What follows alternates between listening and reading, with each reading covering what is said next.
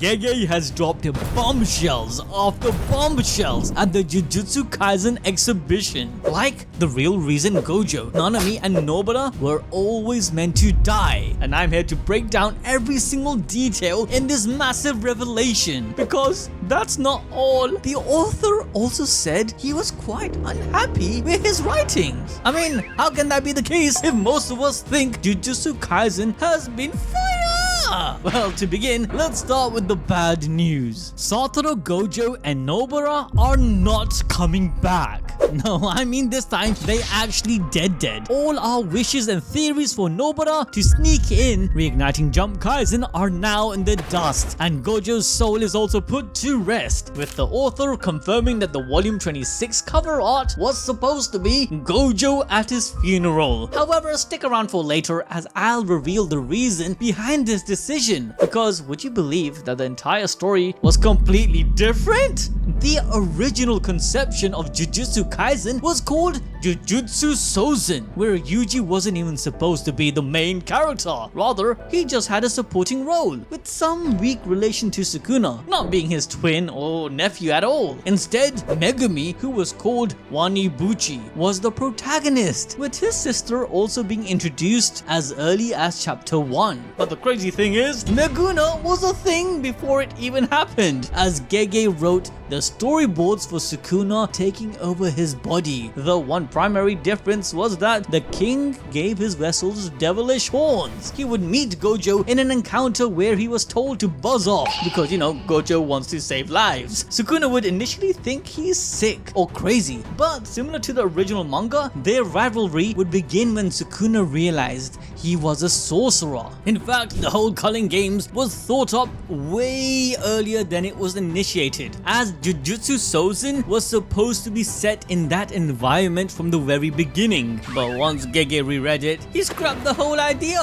Why? Well, because Megumi was just too boring. I mean, having a basic look with a monotone attitude and a dull backstory doesn't really help. So Gege decided to swap the character configuration, making Itadori the main lead. He didn't want to change Megumi's character and believed that Yuji, who he had already cooked up, was more adaptable and straightforward for a shonen manga. Gege literally wanted a simpleton who would do something just for the sake of doing it. Like when Itadori chooses to save somebody, it doesn't have to be for some deep reason, which allows the story to move forward quite easily. Another aspect of his versatility allows the audience to resonate with his reaction of how the story unfolds. For instance, the rules of the culling games. Yuji's straightforwardness would admit he didn't understand a thing. This would then allow some of the readers to think, okay, I guess if Yuji doesn't get it, then I don't need to either, and then can move on with the story. Another huge change from the original plot was inspired from Bleach, where Megumi's character, though remained the same, adopted a role similar to that of Rukia, along with having a contrasting view of justice compared to Ichigo. In fact, the whole framework of the protagonist being forced into a new world was based from this. Ichigo chooses to become a Shinigami to save Rukia. Likewise, Itadori ingests Sukuna's fingers and becomes part of the Jujutsu world to save his friends and Megumi. But Bleach wasn't the only inspiration. Rather, Naruto also played a major role. Like, I'm pretty sure everybody already knew this, as it was pretty obvious. Naruto and Kurama was used to come up with Yuta and Rika's relationship, and of course Yuji's and Sukuna's. But to make things different, Gege ensured that Sukuna will never be compatible with Yuji. Furthermore, Gege wanted to simplify the story, so he purposely avoided any introduction of the main characters from volume 0, including Yuta. But he still had to add Gojo at the start due to his mentor role. When the time was right, Gege decided to make a prequel volume 0 story to go hand in hand with his newly fleshed out version of Jujutsu Kaisen. In regards to fleshing out the main trio though, Gege stated he was inspired by the 3-man team from Naruto, so he introduced Nobara and always had a rough idea on their conception but hadn't mapped out all the details because he was afraid of losing the ability to depict them in a multifaceted way. Yet, he was also worried of not having enough planned out, as it would then cause loss of coherence in their development. So So he aimed for a balance, where with Nobara, he already decided on her family background and stories of her mother and grandmother before her joining the school. In regards to Fushiguro, well,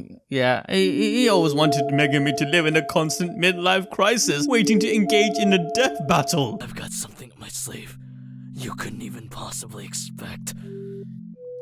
Mahoraga! Help! Help! Help me!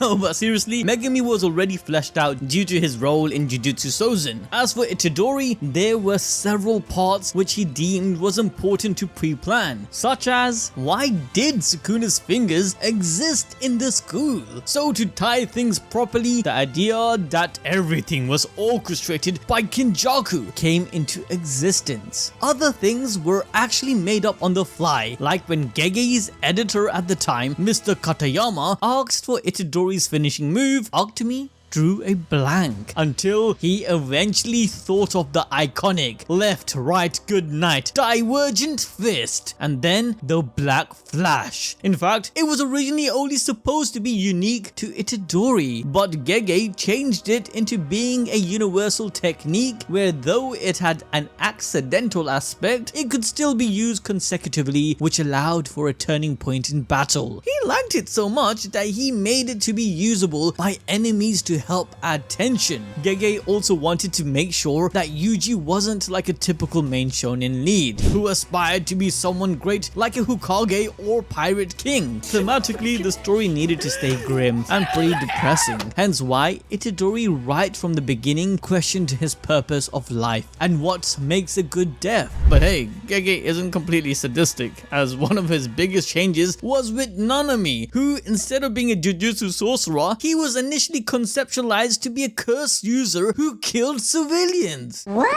But that's not the only thing that changed. Along with Yuji's and Megumi's surname, the whole idea of Yuji living till now was supposed to be different. For instance, though Choso and Yuji were always planned to be siblings, it was initially accompanied with an idea of Choso killing Yuji and then taking on his role. I guess this would have happened somewhere between chapter 105 and 106. Thing is, Gege always wanted Yuji to die, which makes sense as in an earlier interview, he revealed that Jujutsu Kaisen will end with either Yuji dying or everyone dying. But Yuji's death is actually the crux of the story, being somewhat a goal that he set out for himself as early as chapter 1. So the story ending with Yuji's death whilst taking on Sukuna as he had originally agreed to would be quite poetic, bringing everything full circle. In fact, when it comes to death, Akutami explained he is only interested in killing off characters that have the appeal to make readers sad. Hence why he stated that characters like Mei Mei will never die, basically saying she is mid and no one cares if she did. We don't care. This type of writing gives greater meaning to the story as a whole, where it puts an aspect of realism into fiction. I mean, in reality, no one is actually immune to death, where in actuality, Murphy's Law is set into place. Plus, great stories and character arcs are followed by great deaths, hence why Game of Thrones was so mind-blowing, and even momentous moments in anime caught our attention from Gurren Lagann, Marineford, and of course Code Geass. But this would go into the insane confirmation on how Gege had always decided to kill off Nanami and Nobara in the Shibuya incident, way before the arc was even written. Both of them already had a place in the hearts of the audience, and it was the perfect moment for Gege to leave such a great impact. In doing so, we could understand what Yuji and Megumi were feeling, as their loss and pain was reciprocated by us. Likewise with Gojo, who though everyone prayed he would be brought back, Gege sealed his coffin very early on. In fact, for the volume 26 cover, he wanted to draw a more clear death portrait of Gojo, but he again drew a blank. So instead, we got the classic reference to Gojo passing on to the next world by depicting it with the camellia flowers. Due to it being ambiguous, it gave room for hope that he could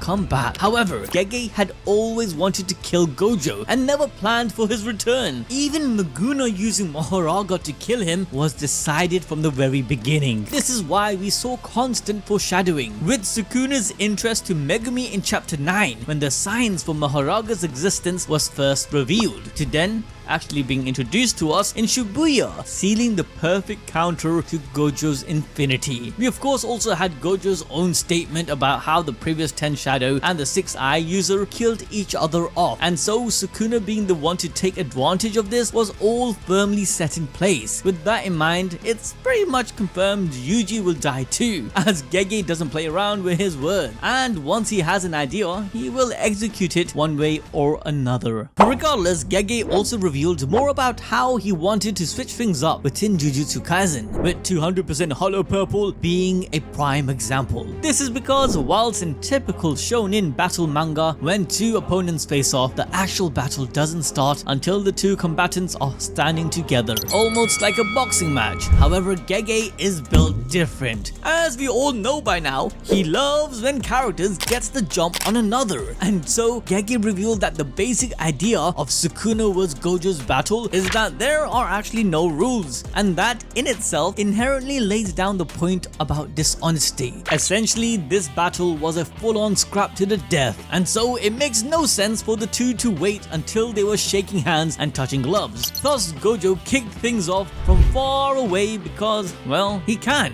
And again, it's not like this fight was fair either way, as Sukuna was using Megumi's body with Megumi's technique, with of course all the memories and insight he acquired along the way. That being said, Gege's pragmatic thinking hasn't succeeded him in all aspects of the series, as there's a lot of things Gege believed he failed at, starting with time. It can be easy to forget that the entirety of the Jujutsu Kaisen story takes place in the span of just a few months, which is something Gege has realized was a poor choice and something to learn from. Gege also admitted that he felt that the Culling Games was a failure. Looking back on it, he revealed how he wished the ruling system was utilized more in battle. Like, they had discussed the idea of adding rules midst battle using accumulated points to add extra layer of creativity and twist, but in the end, nothing happened. Moreover, Gege retrospectively agreed that he could have made it more like a tournament arc. Originally, when introducing new characters, he wanted to bring excitement for them beforehand by telling side stories. This is something he had done in the case of Sumiki, Hakari, and even Yuta. However, if the Culling Games had adopted the tournament style, Gege mentioned that introducing new characters would have been clearer, whilst also giving them more of a chance to be featured in the story. For example, one of the arc's biggest criticism stems from new characters being introduced, fulfilling a role, then being made redundant.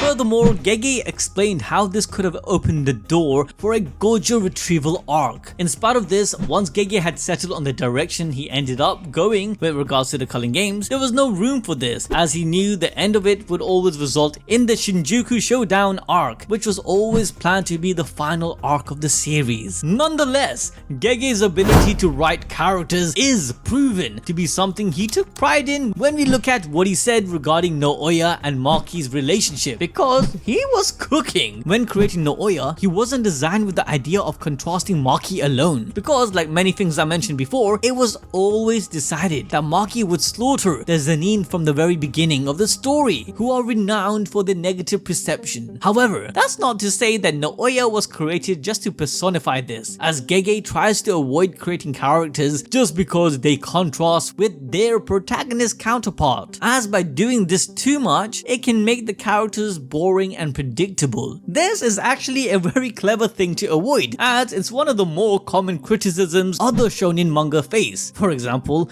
My Hero Academia, which has suffered this fate with some of their characters, as a lot of their dynamics become too predictable simply because they exist to contrast somebody else. Whereas a character like Naoya's involvement in the story would still exist with or without Maki. Unfortunately, someone who wasn't supposed to exist was Kenjaku. What?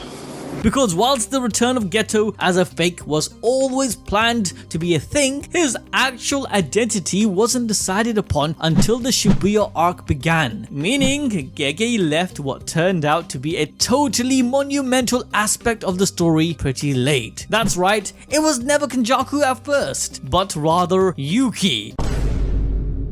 Yep, she was supposed to be the mastermind behind it all. This explains a few things, such as why she may have helped push Geto down the path he took, and why she wasn't present during the majority of the arc as she was supposed to be. That revelation blew your mind, and make sure to hit the like button and watch this video next for more peak fiction.